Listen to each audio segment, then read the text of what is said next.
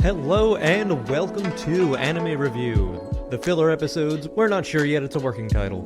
I am Matt, this is Andrew, and this is a podcast where we're going to talk about anime we are currently watching. We're going to be starting from the beginning of any anime we watch on this show, so feel free to watch along with us or go on ahead and enjoy. Just like all your friends, you've always tried to get into anime, or that friend who's always behind on what you're watching that you really want to talk about it with, we promise to catch up eventually. Without further ado, we're going to be starting today's episode off with Season 1, Episode 1 of Demon Slayer, or Kimetsu no Yaiba for all y'all Japanese viewers out there. Alright, let's fucking kick it off, Andrew. Hell yeah, let's go. Alright, well, why don't we start about our explanation of the episode? Yeah, a little brief synopsis of Episode 1. Tanjiro Kamado is a humble teenage charcoal merchant living a normal life with his large family that gets blindsided by a horrible tragedy. He now has to find his new path, trying to rescue his sister, Nezuko. Oh god. I mean, starting off, the art style. It's been incredible. I genuinely can't get over how good that... Like, it pops immediately in the first scene of, like, this is what you're getting into. I've always loved anime that used that whole art style of, like, we have this hyper-realism background. I don't know why, that's always been my favorite animation style. But it presents some form of, like, reality of what's going on. It's easier for me to connect with.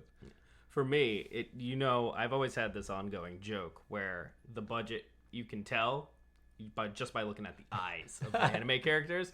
And Tanjiro's eyes in this episode look like they are currently on fire if you look in specific frames. It's just like the purple and, like, I guess kind of brown that they do makes it look like it's shimmering. And then you're just like, okay, this is going to be great. Yeah, I never thought about that. But that's a fucking great point. I mean, I've never decided to think about anime budgets on a term of eyes. I mean, it happened in other animes, just like Attack on Titan Season 1. You're just like, hey, look at that one shot of the eye, and you see the birds in the eye. You're like, okay. Oh, yeah. Money. They're paying their animators well. Well, yeah, so... Hopefully. We started with seeing immediately Tanjiro and Nezuko. Yep, brother, sister, and the rest of the family. Well, I mean, scene 1 was that whole, like, trudging through the woods with Nezuko on Tanjiro's back. Oh, yes, very, like, the foreshadowing, I guess, is... Because like, later. They Tarantino'd this episode. Yeah. Like... They fractured storytelling at its peak where, okay... We're gonna do a bait and switch on you right in the beginning, cold open. Something bad's happening, but then something good's happening. Yeah, it's classic. Yeah, I mean, I don't know. Usually I don't like that type of storytelling, but I feel like they did such a good job with where they cut it, where they went and said, okay, well, we have that. We've exemplified it. We showed the blood in the snow alongside those, like, deep foot tracks, knowing that it's like, for anyone who's ever walked through thick snow, that is a trudge, and you have someone on your back. So it's like just exemplifying the fact that it's like this is a struggle. Yeah, and I mean they already started getting your like blood pressure elevated because oh my god, what's happening here?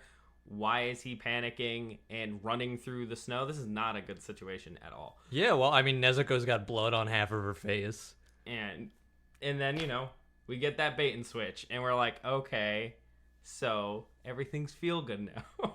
Yeah. But with a title like Demon Slayer, you can't expect things to stay happy, is what I was assuming when I watched this episode for the first time. Oh, 100%. I mean, like, that's how they get the point across, right? Of being like, hey, like, we're about to show you a nice, happy life. Where this kid is working hard for his family, and to be like, no, I want you guys to have a good New Year. I felt like that was such a strong statement. Yeah, I mean, they set it up where it goes, he's the man of the household, because he's the eldest, so he's helping his mom, he's helping his younger siblings, and you're like, okay, a lot of people could relate to that. There's a lot of people who have that dynamic where they're the oldest, they do a lot of stuff around the house. And he seems to be almost like a provider for them. And that's kind of a weird dynamic when you see how young he is. Well, at the same time, they threw out there, like, with Nezuko coming up to him and being like, oh, like, ever since Dad passed away, everyone follows you around. And it's being like, yeah, Tanjiro's always kind of set that example for everyone, at least since their dad passed away, which does make me infinitely curious about Tanjiro's dad. Oh, yeah, immediately. Which is like, what happened with him? Yeah, well, like I said, cold open, so they're not going to give you all that information, and I'm pretty sure we don't get it for a while. I mean, we'll have to see as the anime goes on, but I mean, I really liked the fact that they were immediately being like, look how helpful this guy is. Look at how great this character is. Like, he comes into town, smells a pot. I mean, probably the weirdest way to be like, hey, our main character has a weird ability. Oh, yeah, he's got the super smeller. And you're like, that's okay, all right. And he's like, oh, I can smell things to safety. And you're like, that's okay. Whatever that means, like... Weirdest thing for me on that note, I can kind of identify with that. Because I don't know why, I'm always like, I know how people smell. Like, somebody walks in and I don't need to look. I know who that is because everyone does have a scent. And that's the weirdest thing for me to say to another human being. That is true, from like colognes to perfumes to just general body smell. Did you know that they have scent training for people? No. Totally sidetracked. Maybe we'll get back into that later. That's interesting. But that's a real thing in real life. I was like, I want to find out if they knew that was a thing, or they would just said he's gonna have a really good nose. I feel like that's definitely on par with most anime, being like, oh, our protagonist has to have something that sets him apart, and being like, okay, well, what's something that's kind of mundane? Yeah, something unassuming to but at the throw onto a character. But at the same time, is something that is incredibly helpful. I mean, yeah, that is helpful. Apparently, in how he lives, he lives up in the woods, so he can smell danger if he needs to. Yeah, I never thought about it like that. Yeah, I mean, there's wilderness everywhere. Later, not spoiling anything just yet as we're going through it. But he said, "Oh, it might have been a bear." Very true. But we'll get to that part. That is my non-spoiler version. But I really liked how they showed off the town and everything like that. Really gave an idea of their life and how simple. Well, not only that. For me, it was this idea of like, okay, I have an idea of time period. Oh yeah, no. Because we have power lines. But we still have people using charcoal for heating. Yeah, it's just like it shows where some places have been more industrialized than others. Which, by the way, we neglected to mention the fact that our main character is Tanjiro. He has a job. He sells charcoal, and he just schleps that all over. Yeah, well, he comes down from the mountain to the village. I'm assuming he mines that. I don't know where he's getting said charcoal. Well, you make charcoal. That's why. That's true. That's why he said right before he left to go to the town, he went and said like, "Oh, chop as much firewood as you can," because instead of using charcoal to heat our home, we're gonna use wood that will then turn into charcoal. And that's why he sells the charcoal to the townspeople and. Okay, so it's like full circle. He's got a job, little side hustle for his family, But that's also how it used to work back in the day. Like if you had a house out in the wilderness in the woods in Japan, it made sense for you to cut down trees every year, anyway. And then you're gonna go ahead and take that excess wood, turn it into charcoal for people to go and throw in their furnaces, back in town. It makes sense. The industrial age is happening in this current time period in Japan, which is also, I feel like that might be spoiling, being like it's happening during the sword ban. But that's pretty much industrialization in Japan anyway. So it's not really throwing too much off to be like, this is the time period. That and just, again, showing off the art that's in the show of that hyper-realistic background and being like, this is what it did actually look like back in the day in Japan, which I'm a huge fan of. I mean, same. It makes it feel like a period piece, and you get to see what's happening later, and that's awesome because when we explore more into the universe, obviously, you'll see how things are becoming and how some people are detached from the reality of that. Like, there are certain characters we meet down the line that have no idea these things exist, and that's kind of fun to see. I don't know if you know what I'm talking about, but specifically some of our future characters. I was looking at my notes, to be honest with you. I'm sorry. Because I'm really excited to talk about the next scene where he's on his way back. Yeah. So he sells out a charcoal, and that's a great thing. He helps out the townspeople because he's a good guy. And he's about to get his way back home, but it's nighttime. And obviously, what happens at night? You know, things go bump in the night. So this guy was like, "Don't go. You just stay here." Well, he straight up was like, "You're not going. Come inside my house. You're not going right now because demons." He says it because demons. Yeah, he says before the demons come. And he's like, it kind of feels shrugged off. Like an afterthought. Like he was like, crazy old man, demons, whatever. Because what happens in this universe, not a lot of people are even aware demons. Oh, but the tone setting of that scene like was incredible. Yeah, it's kind of like harrowing to a point where it's like, you're not going. It Get was inside. the scene itself of him actually being in the house was, for me, creepy as shit. I mean, for me too, because I was talking about this with my girlfriend. It was that scene where he was smoking a pipe with his back to him. Yeah.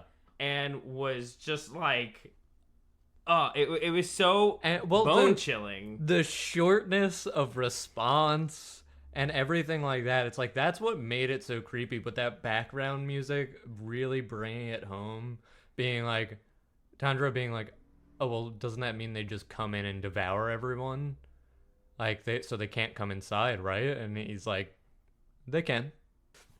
But like that tone setting for me was just so infinitely important to be like, this has been one of those situations where it's like happy-go-lucky, but this is what's going on in our world. There are the demon hunter corps who go around killing as many demons as they can, and that's the whole point of Demon Slayer, right? At least I hope. I mean, it would sound like that is the premise, but yeah, so from what he was saying, and again, it felt so kind of like in passing, this dude was just like, the demons, and Tanjiro was just kind of like, what do you mean demons? Like, it's like, won't they just kill anything anyway? And that was kind of like, you're like, I mean, it's called Demon Slayer. I'm expecting some demons, and I honestly, when I first watched this, I was expecting the demons to show up in the village. Like near him. That does make a lot of sense. I was thinking that this whole first episode was going to be a walk in the park, and maybe we'd have like a little snippet at the end where like, oh, something happened to exclusively Nezuko. Yeah, I mean, that would make sense because they kind of put her, like, maybe she said, oh, it was getting late, and she came to help Tanjiro get back home. Yeah, or he hadn't made it home. And she was getting worried, you know, like a good little sister. Yeah, and it was one of those things where it's like everyone's being like, oh, be careful on your journey and everything like that, and the dangerous thing is being out in the wilderness traveling the roads, especially on a snowy day. But, you know, Tanjiro listens to this old guy. He sleeps through the night, and he gets on his way home. And what happens as he's trudging back through all the snow? He says, I smell blood. And you're like, what?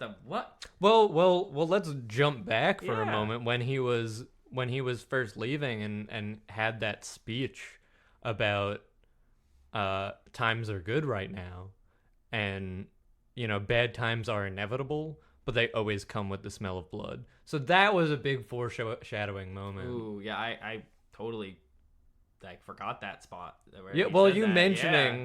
mentioning the whole I smell blood thing was like, oh, that made that connection in my mind of like, that was a foreshadowing moment. I completely missed that in the beginning too.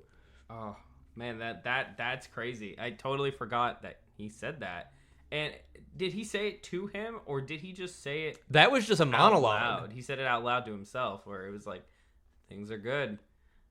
That is kind of creepier because it set it up for us. Well, it's one of those things where it's like a curiosity for me on the part of the writers of whether or not that was supposed to be like a form of narration, like Tanjiro looking back at past events. It's possible. I mean, it was probably more for our own benefit. That like the writers probably went, he seemed to play a role, and honestly, I thought he was going to be more important after like the night was fine. Cuz again, I thought something was going to happen in that general area near the village near him. So, when it just wakes up another day, sun's shining, everything's fine, and then he still has that ominous mindset, like you were saying. He's just like, okay, so bad times do come. Well, maybe that's part of his own life experience of like having lost his father and everything like that, and like becoming the man of the house at a young age and being like, oh, okay, like hard times do happen inevitably, and it's important to enjoy the good times while they last. But like I said, I'm not sure if on the part of the writers that was supposed to be a narration for us, or if that was just like a monologue that had happened to been going through Tanjiro's head as he was walking along. I mean, yeah. But now going back to probably my favorite scene, at least one of my favorite scenes this episode, which was that realization and actually seeing his family's been killed. Yeah, he gets home, he sees Nezuko outside, dead. I mean, covered in blood on top of... He then goes inside his home and sees the rest of his family, his brothers, sisters, and mom, also dead. Like, I just have to give it to the voice actors, because I'm watching it both in subbed and dubbed. And this was my first time ever actually watching it in dub. I've seen it subbed, but I was like, let me do the dub thing. Let me see how it holds up. And Tanjiro's voice actor is great. Fantastic. So, I believe the same voice actor that plays the main character, my hero. I haven't seen that one yet in dub, so I'm not even too sure. But I know one of our future characters' voice actors, and I'll tell you who that is later once we we'll absolutely get there. But not to give too much away yet. the main thing that for me, like for those voice actors, of like, I really felt that emotion come through, and like having to hyperventilate on a microphone is fucking hard. Yeah, I mean, the acting chops is there. He like was playing such a distraught, oh my god, what is this horrific stuff happening? It's like a whole mental breakdown about to go 100%, yeah. And then just like bring it back to the plot, and then he finds out that Nezuko's still alive. Well, but like barely. I feel like he wasn't sure if she was. I swear he assumed because of how bad it looked. Like, well, he probably assumed that because he was in a state of panic, but the only thing that came across was Nezuko's the only one that's still warm. Yeah. So it's like, I don't know if he was bringing her to like town to be like, okay, I need to get her. Oh yeah, he was running like, back to town revived. Well, to see a doctor at right. the very least. Like, oh, she's still warm, she's still alive. Maybe there's something that can happen. And then on that run back of of Tanjiro being like, my lungs are burning, my Gor- legs gorgeous hurt. animation. Oh, With the snowfall and like just 100%, the scenery. yeah. They do like that top-down view of him running through the snow, and you're like, oh, that's so cool. Well, it's really, really showing off what the anime is going to be capable of down the line.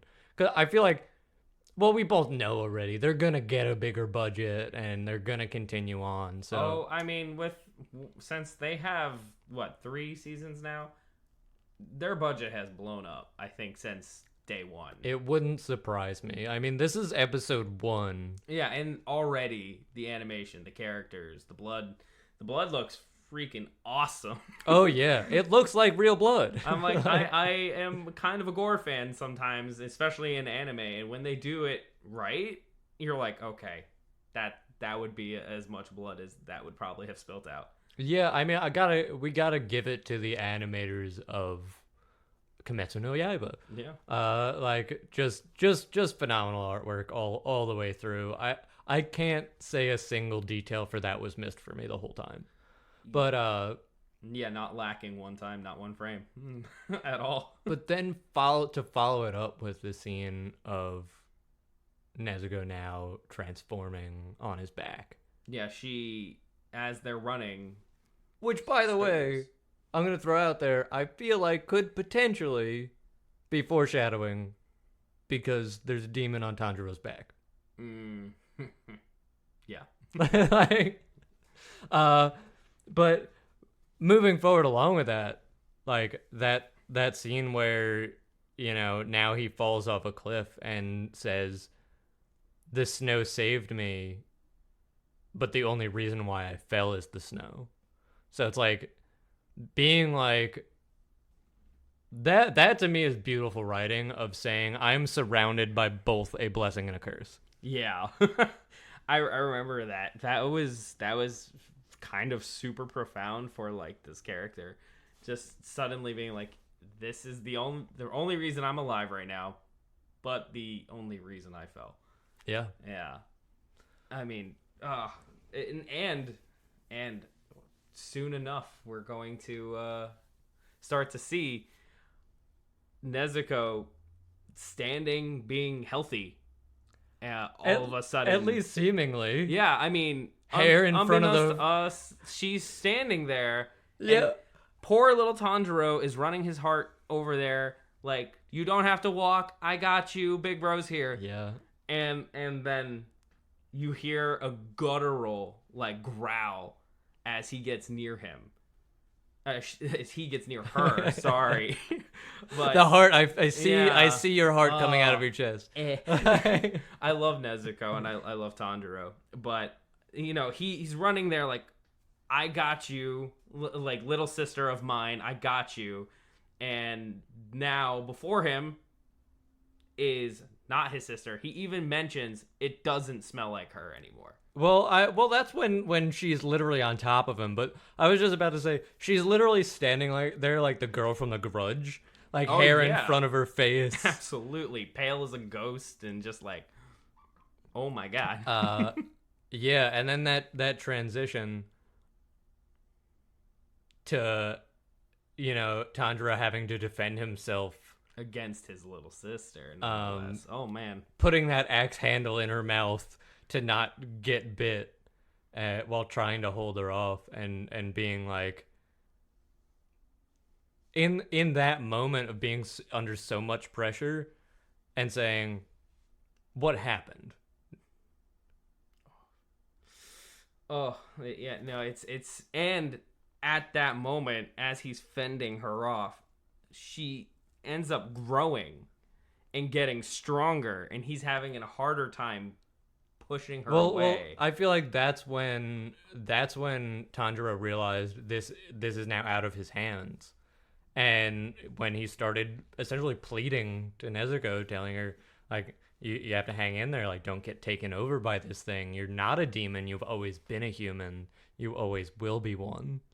And I thought that was such a beautiful scene, immediately following with the music starting up, and I'm forgetting, does it cut to our new character running in, or do we see her tears fall first? We see her tears fall first. So her tears start to pour onto Tanjiro, and you see her fighting back. Well, I just want to go ahead and throw out there really quick that in that moment, speaking of animated eyes, her eyes went back to normal. Yeah, they were more human-like and not so like.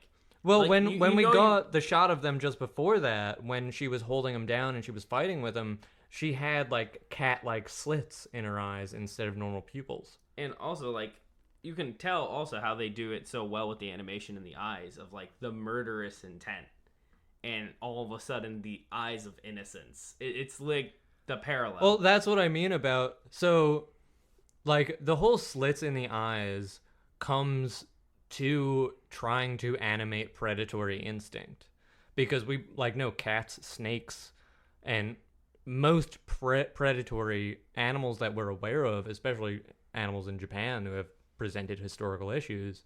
You're looking at something that has that killer instinct, and I think that's how that animation comes into play there, of being like she has those cat-like slits in her eyes. Like you said, she has that murderous intent. And that's so exciting. And you can see it, like, clear as day. Yeah, and then, but it was just so beautiful when, like, those tears were falling, Tanjiro realized himself. And that's when Tanjiro realized that it's time for him to, like, it's back in his hands, so he can take action now. While we have that cut of the beautiful music happening, and the cut over to our new character, Kyou. Kyou Tomioka shows up for the first time in the show, episode 1. Not gonna tell you his specific role in the show, because that is later. Silent footsteps, Yeah, beautiful adornments. Yeah, he's got, like, he's dressed excellently. You see a sword, you see a gi, you see his hair tied back, and you're just like, oh, what is this man doing here? And before you can even think about it, before Tanjiro probably, I wonder if he smelt him coming. I don't think so. I think what happened was Nezuko noticed him and turned up to look. And that's when Tanjiro took the opportunity to grab her by the throat and shove her off. And we have that beautiful moment of the sword swing coming out and cutting Tanjiro's hair as they flip over. And that massive gust from just the power, which I want to say really shows off how combat could be in the future. Oh, yeah. And also, to bring it back to the animators, his sword during that was the shining object in that whole last scene there. If you look at it, it shows every time he's standing there, it's gleaming in the background. Yeah. While he is talking to them, he has it drawn. It's gleaming at his side. When they do the close-up, you can literally see the light reflect off of it as he's swinging it. It is absolutely stunning. But they make it one of the most powerful objects in that moment. Because 100%. This is the only weapon in the scene. Yeah. This is the only viable threat in this scene besides Nezuko being a demon now. Right. Well, now comes the the moment from Kyou of being like, why are you protecting it? Oh, the calling her an it. I was like, the disrespect. He doesn't know, but he also deadpan does not care. You can tell this man has done this for a while because of his demeanor. Just alone his demeanor. So, well, I thought it was really unexpected for me to see an amount of anger in him that like showed very shortly after, but that moment of that introduction of being like, why are you protecting it? And Tanjiro's like, this is my sister. And then an instant later, she's no longer in his arms. And during this struggle between the two versus Kyou, Nezuko ends up protecting him. Well, despite everything Kyou thinks of demons. Start off with the explanation that Kyou was giving, and being like,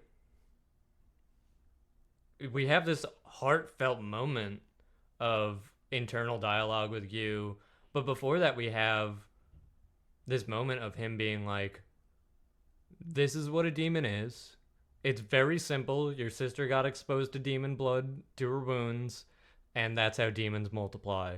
And they're man-eating. She's going to kill and eat you. He's like, there's nothing you can do to help her. Yeah, says, and I know you think you can. Well, that's when Tanjiro starts begging. Yeah, he goes full He's like, kowtow. I'll do whatever it takes. I'll hunt down the ones who killed my family. It wasn't Nezuko. And I even smelled another person's scent there. So it was them who killed my family. I'll hunt them down and I'll kill them. And I'll make Nezuko better. I'll do whatever it takes. And Kyou being like, there is no way to turn her back.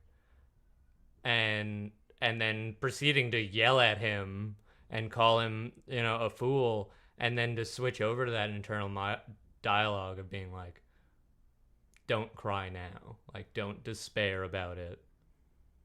Like, unless you have the willpower to act in this moment, there's no way you're gonna make it in any other. Yeah, you're not gonna be able to he's not gonna be able to move on from this, and he's also not going to be able to deal with any of the oncoming problems he might face.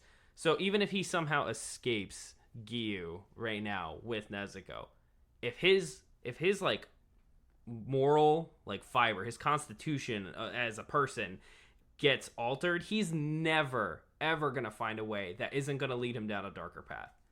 So if he doesn't maintain right now, he's going to go down a dark path. And honestly, on a flip side, if he did anything to get her back, he might have become like a demon later. He might have gone down a path of seeking demons help more than I guess so. I guess help. I never really thought about it like that. But it's one of those things where it's like right now, episode 1, we still don't know what route this is gonna go, and we have this interaction where like Kyou stabs Nezuko in the chest, and then Tanjiro decides to act, and he feels bad for Tanjiro. And he's like, but this is how it has to be. Yeah. Because that is his job. This is his job as far as we know. Like, what other reason is he here? And he said, if I made it here a day sooner... Half a day sooner, nobody would have died. Yeah. Right? I neglected to mention that. And then the whole being like, but you can't turn back time. Yep. So in other words, it's like the idea of like, there's no way to bring back Tanjiro's family. That's not going to happen in this anime and stuff like that. A really good way of being like, this isn't about magic and stuff like that. This is about, there are humans and there are demons, and demons kill and eat people. And just really driving home the whole like synopsis of the show of being like, yeah, we learned about the Demon Hunter Corps.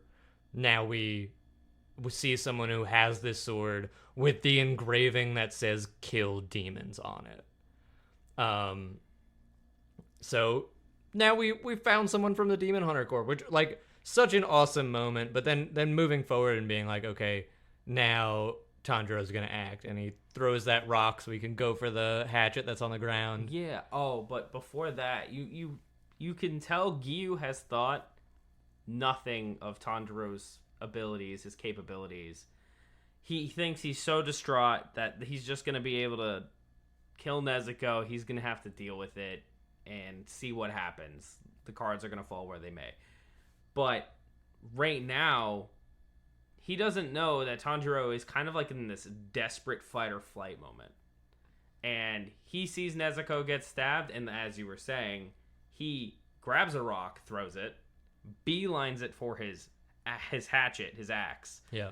And he throws another rock and then starts beelining it at just Kyou. booking it. But I loved the way that camera pan happened and everything. Obviously, we keep jumping back to the art style. I just love it so much. I mean, it's one of the things that is gonna happen a lot. I will say the thing that missed for me really quick before we move on. Again, I keep jumping back. That scene where he was thinking about whether or not it could have been Nezuko and everything like that. I feel like the flashbacks were a little much. Like to the family. Yeah. I mean, they're just rehashing trauma at Well, it's like at a time. Like they're not. I mean, that wasn't even about trauma. It was literally just going back and be like, no, Nezuko was a person. Like that could have just been dialogue. They didn't need to have flashbacks. I mean, yeah, it could have just been like in the moment he was running. It's like it couldn't be Nezuko. She wouldn't do this to my family. Or even have just one flashback to Like, a point where briefly. Nezuko was normal and like that happened already 5 minutes prior. Yeah, like since she was outside, they could have had the thing where an ominous figure walked up and then it was Nezuko first, and then piece by piece you go, everybody else. You know, that's probably you could just connect the dots. My whole thing there was like her being like he's contemplating being like, could this have been Nezuko? Could she have killed everyone? And he comes to the realization, no. But through these flashbacks, and it's like, well, he would have came to the realization of being like, no, Nezuko's always been a human. You don't need to see her growing up. Like, personally, that's what missed for me this episode.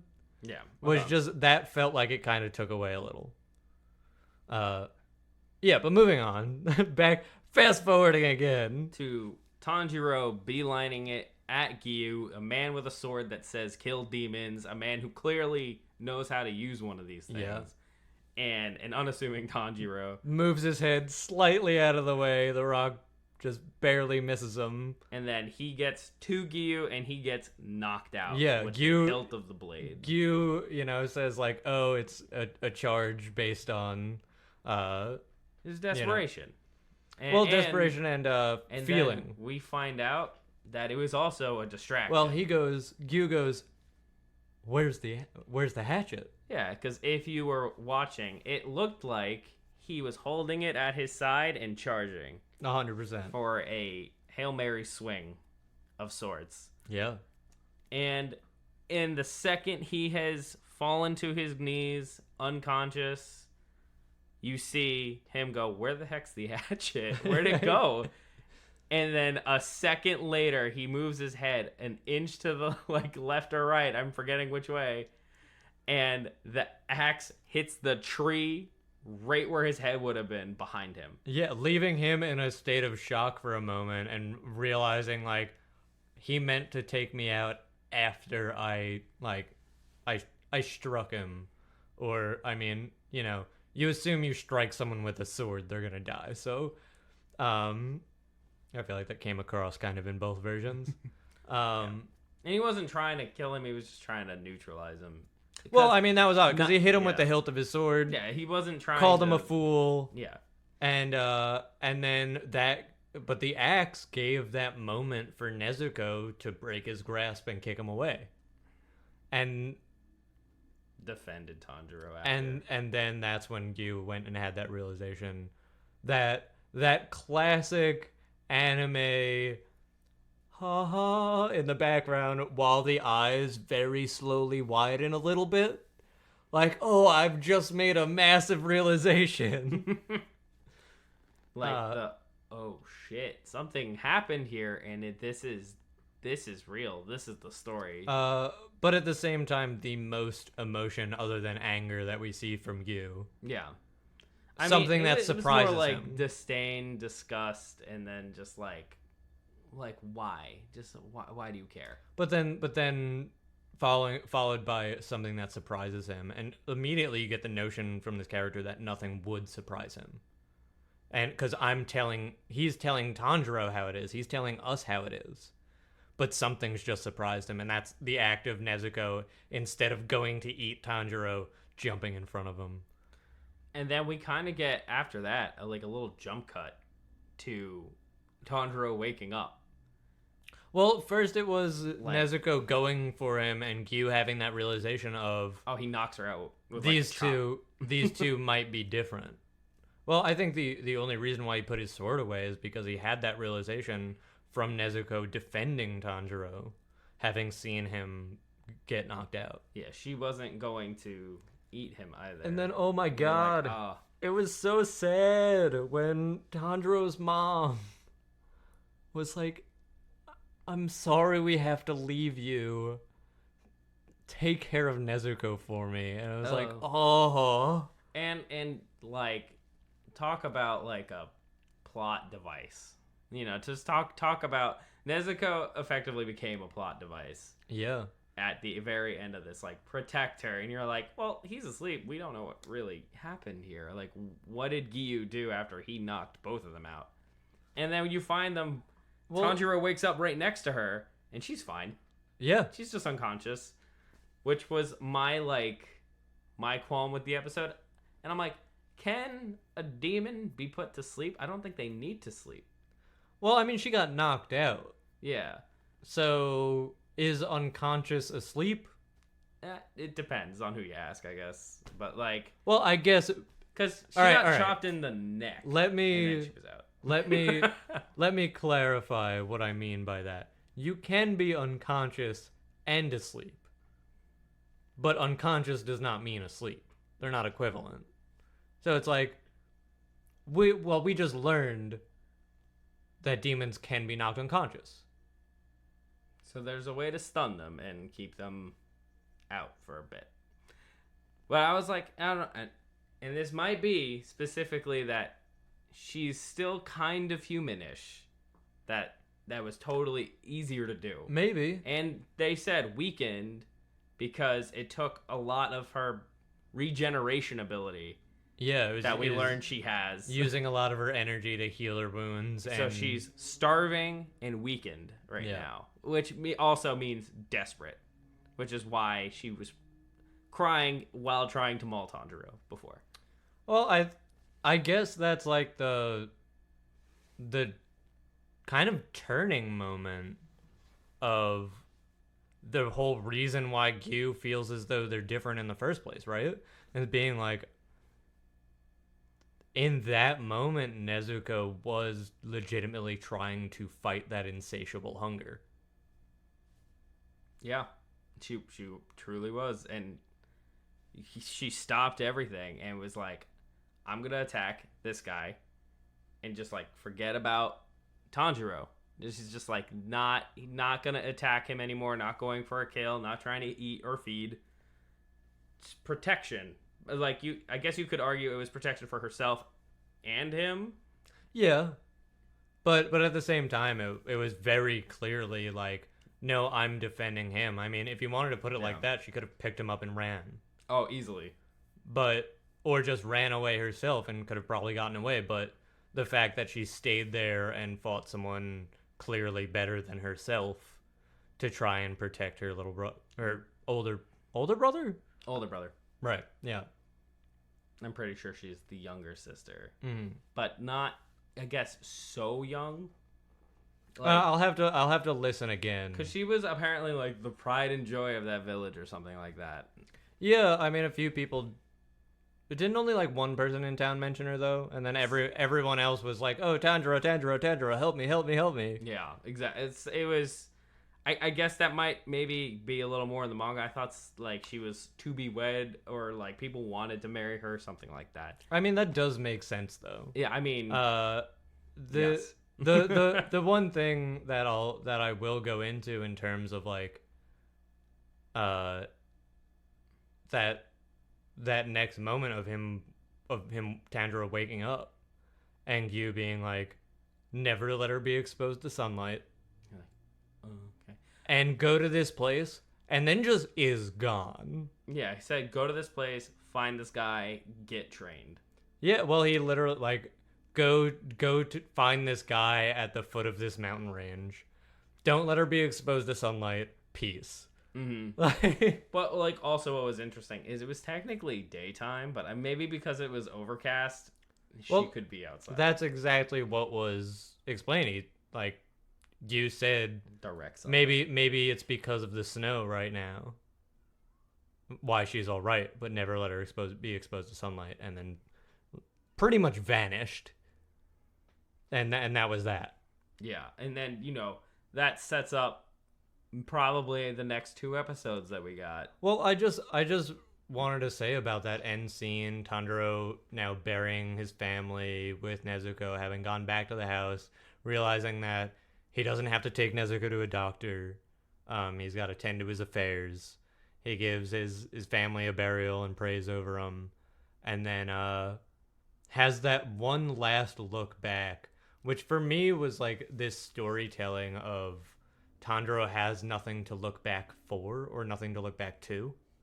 So he has nothing left behind him. And now not only does he have determination and purpose, but there's nothing to go back to. So the only thing left to do is to move forward to go find this guy. Oh, yeah, that was extremely powerful. And also, just as like a note, this is just something that I thought. I'm like, just imagine how difficult it was for him to bury his family during a snowstorm.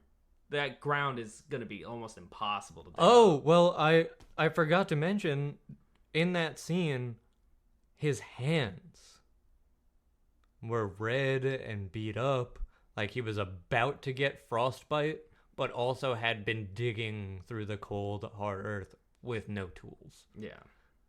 I was like, just paint that picture in your mind of how hard it would be for you to dig into the earth with a thick layer of snow over it. Just like, and what was it, like 5 people he had to bury? Yeah. He had like 3 younger siblings and his mom or something like that. Or yeah. Maybe a 4th younger sibling. No, there was 4 younger siblings, not including Nezuko. Yeah. I wasn't sure. A family of 7.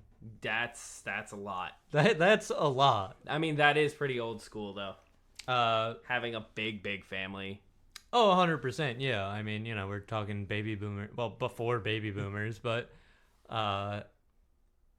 yeah, I mean, that really set the tone for me of being like, okay, now Tanjiro has to move forward, and he's learned a lesson from Kyou. And also experienced mercy from him.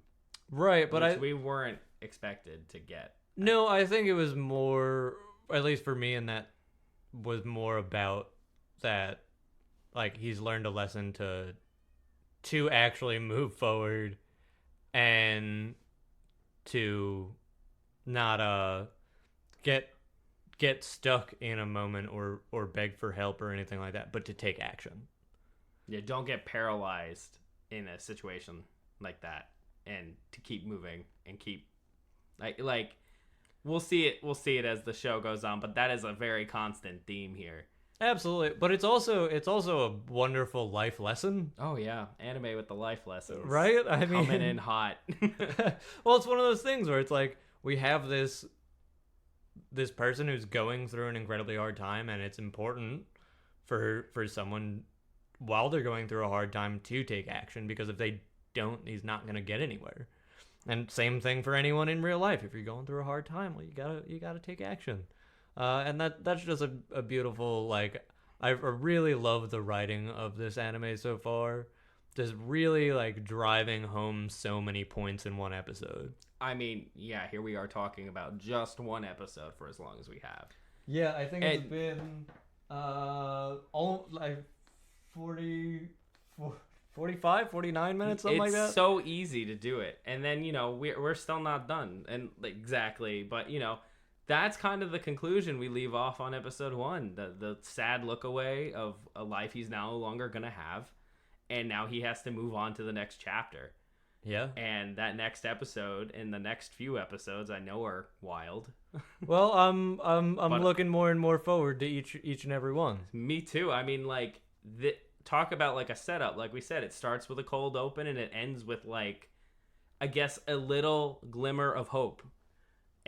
But also like a really, really hard life lesson. Oh yeah, also we forgot to mention Kyou saying the demons might know a way to cure your sister, but there's no way they'd tell you. So it's like one of those things of like, there is that small possibility, but it's also like, well, how Alternate universe. There's no way of Tanjiro, at least right now, having the capability of making them tell him. Yeah. Also, like, you and like I said, in a darker timeline, like if he were to beseech a demon, they would not care. Oh, 100%. They would just Kill him and eat him. kill him, eat him, write him off, kill him dead, super dead, turn him into a demon, Super dead, double dead. something like it could be a whole number of awful things that happen. Yeah, absolutely. And you know, I'm looking forward to the rest. I can't wait to continue with this anime.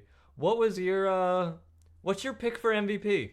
Oh, Because we're gonna have an MVP every single episode. so there's a two contender here for me, like a top two contender. One being the obvious of, like, I guess awesome moment where you learn Tanjiro isn't so helpless with how he critically thinks in a crazy situation. Yeah. Where he threw the rocks, he threw the hatchet, and then he beelined it at Kyou. That just shows where he's at and what he's willing to do and put himself on the line to do. So you're like, okay, he's willing to throw his life away to get this outcome.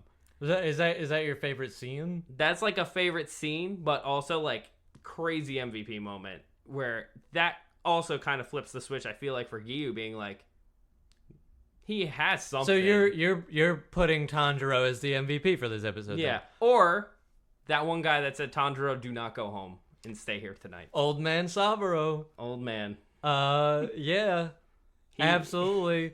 I mean, that was honestly my second pick for favorite scene because it set such a huge tone. Watching it side by side though, in first the sub, then the dub, I'm really disappointed with how the sub did with that tone setting in the house. I feel like it really took away from the original. If I recall, it was more of just like an old guy kind of saying a story. Yeah. Just being like, you should just stay here tonight. Which is kind of what it was meant to be. So it's like, it's not that I completely disagree with the translation.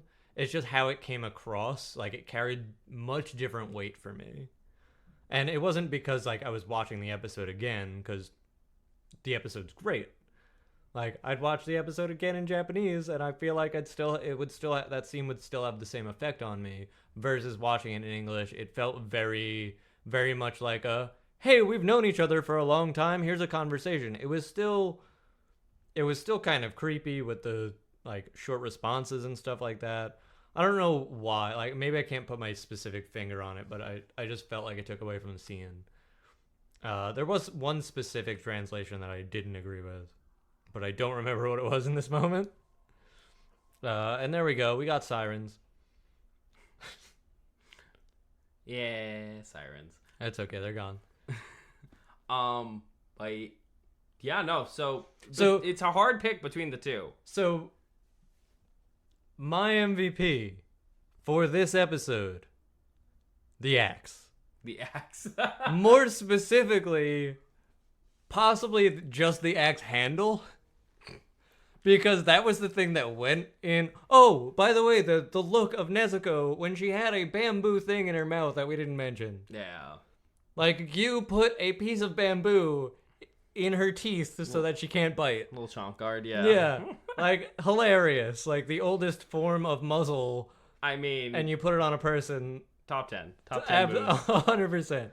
But now going back to, like, I think the axe is the MVP of this episode because without the axe, that firewood wouldn't be getting cut. That coal wouldn't have been getting made. Tanjiro would have gotten eaten. Kyou wouldn't have been impressed with Tanjiro because he would have had nothing to throw at him but rocks. And then what's he gonna do? He's fucked. Yeah. Take Nezuko and run, I guess, which he wouldn't get away from Kyou. You saw how fast he came at them. Oh, yeah. So my top pick is the axe. MVP. MVP. MVA, most valuable X. 100%. Most valuable X. It is the MVP for this episode for Imagine me. if that was the weapon of choice from like the rest of the show. He's I just would like, love that. Hatchet. I would love that. That should be a thing. Yeah, they're like Fucking put that stamp of kill demons in that fucking axe because it saved the goddamn day twice. Oh man, the X is an MVP. I'm not gonna lie. Absolutely. To me, when I was choosing MVPs, I was thinking people and things, but I'm like, that axe, man, Like, it's clutch. Like, it literally the most clutch thing in the entire episode. Yeah. Like, that was the thing that It was came so in the most used. handy. It was the most used item. Like, you see it. Like, I thought you were Beginning to gonna go end. with I thought you were gonna go with Kyu's sword for a minute there. No. Like, I mean, that was like, it was such like an isolated item.